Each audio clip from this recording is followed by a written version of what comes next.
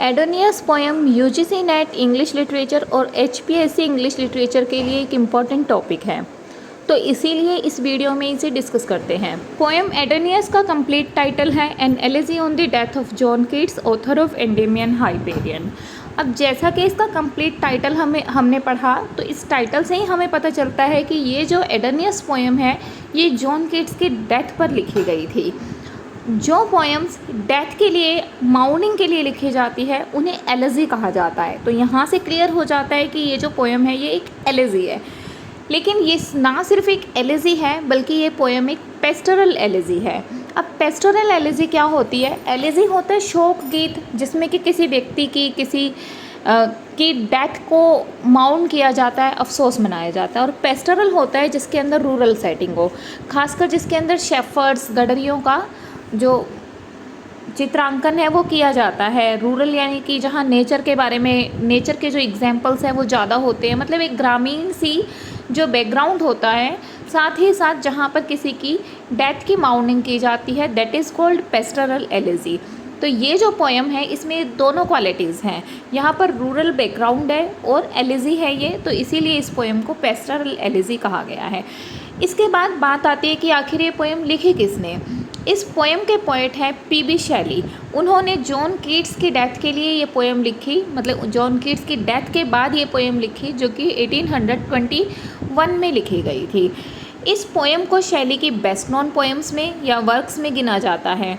अगर इसकी लेंथ की बात करें तो इस पोएम के अंदर 495 लाइन्स हैं और 55 स्पेंसेरियन स्टेंजास हैं। जब शैली को कीट्स की डेथ के बारे में पता चलता है तो उन्हें बहुत दुख होता है और उन्होंने उसकी याद में, जॉन कीट्स की याद में एक पोएम लिखी, और इस पोएम का नाम क्या था? एडोनियस। कि लिसिडस की तरह से ही पेस्टोरल एलेजी है। शैली ने इस पोएम के अलावा, इस पेस्टोरल एलेजी के अलावा बहुत सी क्लासिकल एलेजीज़ को स्टडी किया और ट्रांसलेट भी किया है। अगर इस पोएम के टाइटल की बात की जाए, यानी कि एडोनियस की बात की जाए कि ये टाइटल आखिर पोएट के दिमाग में आया कहाँ से, तो ये टाइटल उन्होंने एक एंशिएंट रोमन वर्क से लिया। इस एंशिएंट रोमन वर्क का नाम था एक्लिस।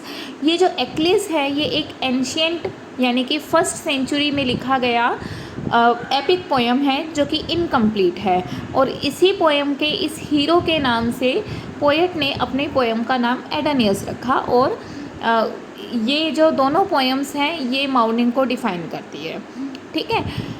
इस पोएम को पोएट ने चार्ल्स ओलियर के द्वारा 1821 में फ़र्स्ट टाइम पब्लिश कराया। जब उन्होंने इस पोएम को फ़र्स्ट टाइम पब्लिश कराया, कौन है पोएट? PB Shelley. तो पीबी शैली ने जब इसे पहली बार पब्लिश कराया तो उन्होंने इसके अंदर एक मिस्टेकन स्टेटमेंट ऐड कर दी इसकी प्रीफेस के अंदर। उस टाइम पे ये जो पोएम थी एक प्रीफेस के साथ पब्लिश हुई, और इस प्रीफेस के अंदर उन्होंने क्या लिखा, जिसे कि हम मिस्टेकन असर्शन या मिस्टेकन स्टेटमेंट कहते हैं।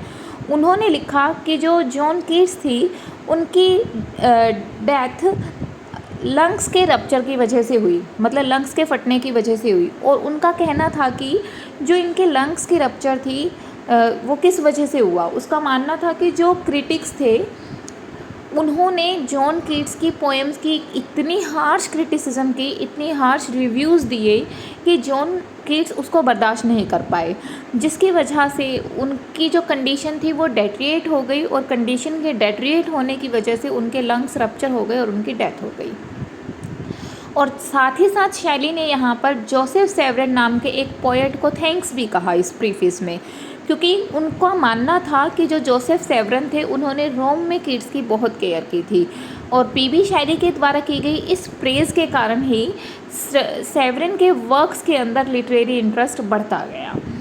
तो चलिए, ये तो था एक शॉर्ट सा इंट्रोडक्शन कि क्यों आखिर ये पोएम शैली ने लिखी और क्या इसके पीछे रीज़न्स रहे, क्या इसके पीछे इंटरेस्टिंग फैक्ट्स थे। अब हम डिस्कस करेंगे पोएम की समरी को। पोएम की अगर बिगिनिंग की बात की जाए तो बिगिनिंग एक लाइन से स्टार्ट होती है, और वो लाइन है for Adonais he is dead. For Adonais मतलब एडोनियस के लिए ये पोएम लिखी गई है और वो मर चुका है। तो यहीं से क्लियर हो जाता है कि ये जो पोएम है ये एक डेथ सॉन्ग है या एक एलेजी है। ये इस पोएम में पीबी शैली जॉन कीट्स की डेथ पर लैमेंट करते हैं, रोते हैं और कहते हैं कि कीट्स की जो डेथ का अफसोस है वो एक लंबे समय तक बना रहेगा। यहाँ पोएट क्या करते हैं, मदर ऑफ एडेनियस, एडेनियस की एक मदर है जिसका नाम है यूरेनिया, उसे इन्वोक करते हैं, उसको बुलाते हैं।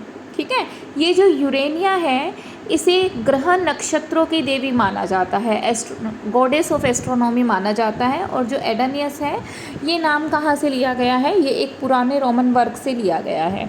तो एडेनियस की डेथ है, यानी कि एडेनियस यहाँ किसको सिंबलाइज करता है, जॉन कीट्स को। तो जॉन कीट्स की डेथ यानी कि एडेनियस की डेथ पर यूरेनिया को यानी उसकी मदर को इन्वोक किया जाता है। ठीक है, और यहाँ पर यूरेनिया को ही क्यों इन्वोक किया गया, क्योंकि कीट्स की डेथ रोम में हुई थी, इसीलिए वो वहीं की एक गॉडेस यूरेनिया को बुलाता है। इस इन्वोकेशन के बाद पोएट यूरेनिया को एडेनियस के पास दिखाता है। एडेनियस को मरा हुआ देखकर यूरेनिया रोती है और क्या कहती है, he will awake no more, oh never more, कि अब ये नहीं जागेगा, ओह ये नहीं जागेगा। तो इसी तरह से यूरेनिया कहती है कि जो एडेनियस है वो अब नहीं उठेगा कभी भी, और वो बहुत रोती है। इसके बाद यूरेनिया उठती है, कीट्स के डेथ चैम्बर में जाकर लेमेंट करती है, कीट्स यानी कि अपने बेटे के, दैट मीन्स एडेनियस के डेथ चैम्बर में जाती है, रोती है और कहती है कि काश मैं इसको ज्वाइन कर पाती इसकी डेथ में, लेकिन उसकी ये जो विशेज़ हैं, भावनाएं हैं, ये बिल्कुल वेस्ट है क्योंकि ये पॉसिबल नहीं था। इसके बाद पोएट क्या कहता है कि कीट्स की जो सबसे बड़ी एसेट है वो कीट्स की पोइट्री थी। अब कीट्स की पोइट्री के माध्यम से वो बताता है कि किस तरह से नेचर भी, प्रकृति भी पोएट की डेथ पर लैमेंट कर रही है। अब वो आगे अपनी पोइट्री में लिखता है कि वो सब्जेक्ट मैटर को बुलाता है, दैट मीन्स कीट्स की जो पोइट्री थी उसके अंदर उसने जो जो चीज़ें लिखी उन सबको इन्वोक करता है और कहता है कि ये जो सारी चीज़ें हैं जो पोएट ने लिखी हैं ये भी पोएट की डेथ पर लैमेंट कर रही है। अब जब वो इनको इन्वोक करता है, बुलाता है, तो सारा सब्जेक्ट मैटर आ जाता है और सब्जेक्ट मैटर आता है और क्या करता है, अलग अलग से उनको डिफ़ाइन किया जाता है कि किस किस तरह से कीट्स की पोइट्री के अंदर लिखा गया कौन कौन सा सब्जेक्ट मैटर माउनिंग कर रहा है। ठीक है, पोएट कहता है कि जो स्प्रिंग सीज़न है न्यू लाइफ को जनरेट कर सकता है, लेकिन वो भी कीट्स को फिर से जीवित नहीं कर सकता है। इस तरह से यहाँ पर प्रकृति का जो इन्वॉल्वमेंट है कीट्स की डेथ में वो दिखाया गया है। कीट्स की डेथ की माउर्निंग में जो इन्वॉल्वमेंट है वो यहाँ पर दिखाया गया है। अब इसके बाद पोएट कहता है कि कुछ फेलो पोएट्स हैं जिन्हें कीट्स की डेथ का बड़ा अफसोस है, वो भी इस माउर्निंग में सम्मिलित होते हैं। ये फेलो पोएट्स जो कीट्स की डेथ की माउर्निंग में सम्मिलित हैं वो हैं बायरन, थॉमस मूर, शैली खुद और ले हंट। इस एलिजी के अंदर एक एनोनिमस क्वार्टरली रिव्यू क्रिटिक को ब्लेम किया जाता है कि वो कीट्स की डेथ के लिए बहुत जिम्मेदार है। अब ये जो नोटलेस ब्लॉट है ये एक एनोनिमस पोएट के लिए, एक एनोनिमस क्रिटिक के लिए लिखा गया है। मतलब कहा गया है, यहाँ पर पोएम में नाम नहीं दिया गया, लेकिन कहा गया कि एक क्रिटिक था जिसकी क्रिटिसिज्म की वजह से कीट्स की डेथ हुई। वास्तव में ये जो क्रिटिक था ये किसको पॉइंट आउट करता है, ये जो एनोनिमस क्रिटिक है ये जॉन विल्सन क्रॉकर को पॉइंट आउट करता है। इन्होंने कीट्स की पोएम एंडेमियन जो कि 1818 में लिखी गई थी कि क्रिटिकल रिव्यू किया था और शैली के ओपिनियन में शैली का मानना था कि इसी क्रिटिसिज्म ने जॉन कीट्स को बहुत गहरा धक्का लगा था इस क्रिटिसिज्म से, जिसकी वजह से जॉन कीट्स की जो कंडीशन थी वो बिगड़ती गई और शायद यही कारण था कि कीट्स की डेथ हो गई। अब पोएट का मानना है कि अब जॉन कीट्स पर किसी भी क्रिटिक्स के रिव्यूज़ का कोई भी असर नहीं पड़ने वाला है और वो इस वर्ल्ड से फ्री हो चुके हैं और एटर्नल माइटी का एक हिस्सा बन चुके हैं। पोएट कहता है कि वो अब डेड नहीं है, वो कहता है कि जॉन कीट्स मरे नहीं हैं बल्कि कि वो हमेशा के लिए एटर्निटी को प्राप्त कर चुके हैं। और वो कहता है कि जो जॉन कीट्स हैं वो एक ऐसी जगह पहुंच चुके हैं जहां पर ईर्ष्या, हेट, पेन, इन चीज़ों को कोई मतलब नहीं है और वो प्रकृति के अंदर विलीन होकर प्रकृति के साथ एक हो चुके हैं, ऐसा जॉन कीट्स का मानना है।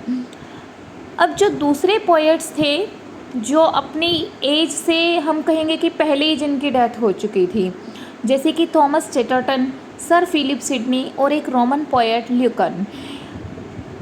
ये तीनों जो पोएट हैं ये जॉन कीट्स की तरह से एक यंग एज में इनकी डेथ हो चुकी थी। तो पोएट पीबी शैली कहता है कि जब जॉन कीट्स ऊपर गए होंगे डेथ के बाद, तो इन तीनों पोएट्स ने इन्हें ग्रीट किया होगा, इनका स्वागत किया होगा। शैली लैमेंट करता है कि थॉमस चेटरटन, सर फिलिप सिडनी और ल्यूकन की तरह से ही कीट्स भी यंग एज में ही मर गए और वो एक पोएट के रूप में अपने आप को बहुत अधिक डेवलप नहीं कर पाए, बिकॉज़ उनके पास एक बहुत ही शॉर्ट स्पैन रहा अपनी एबिलिटीज़ को वर्ल्ड के सामने लाने का। अब इसके बाद पोएट कहता है कि जो कीट्स हैं वो ह्यूमन लाइफ को तो छोड़ चुके हैं, लेकिन एक इमॉर्टल वर्ल्ड के अंदर वो जा चुके हैं, यानी कि वो अमर हो चुके हैं। और अब पोएम के एंड में पोएट कहता है हम सभी को एक ना एक दिन उसी प्लेस पर जाना है, सभी को एक ना एक दिन डेथ होगी ही। तो it was the end of the